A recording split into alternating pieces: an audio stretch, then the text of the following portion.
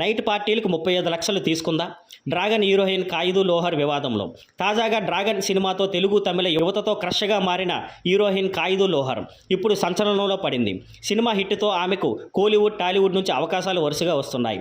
కానీ ఇప్పుడు ఆమె టాస్మాస్క్ స్కామ్తో సంబంధం ఉందని ఆరోపణలు రావడంతో లీగల్ ఇష్యూలు ఎదుర్కొంటున్నారు. తాజాగా ఈడీ చేసిన దాడుల్లో టాస్మాస్క్ స్కామ్లో ప్రమేయం ఉన్న కొంతమంది వ్యక్తులు కాయిదు నైట్ పార్టీలకు హాజరయ్యేందుకు 35 లక్షలు చెల్లించారని సమాచారం బయటపడింది. ఈ విషయం సోషల్ మీడియాలో వైరల్ అయ్యి ఆమె అభిమానులకు షాక్ గురిచేసింది. ఈ పరిణామం తమిళ సినీ పరిశ్రమ వెనుక మాయ ప్రపంచంపై చర్చలకు దారితీసింది. టాస్మాస్క్ స్కామ్ అంటే తమిళనాడులో లిక్కర్ డిస్ట్రిబ్యూషన్ చేసే ప్రభుత్వ సంస్థలో జరిగిన భారీ ఆర్థిక మోసం.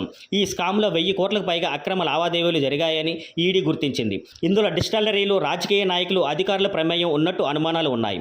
ఇదిలా ఉంటే కాయిదు లోహర్ తదుపరి తమిళ చిత్రం ఇదయం మురళిలో నటిస్తుంది. ఈ సినిమాకు ఆకాష్ భాస్కరన్ దర్శకత్వం వహిస్తుండగా అథర్వ ఎస్ తమన్ ముఖ్య పాత్రలో నటిస్తున్నారు. Thank you for watching. Please like, share and subscribe.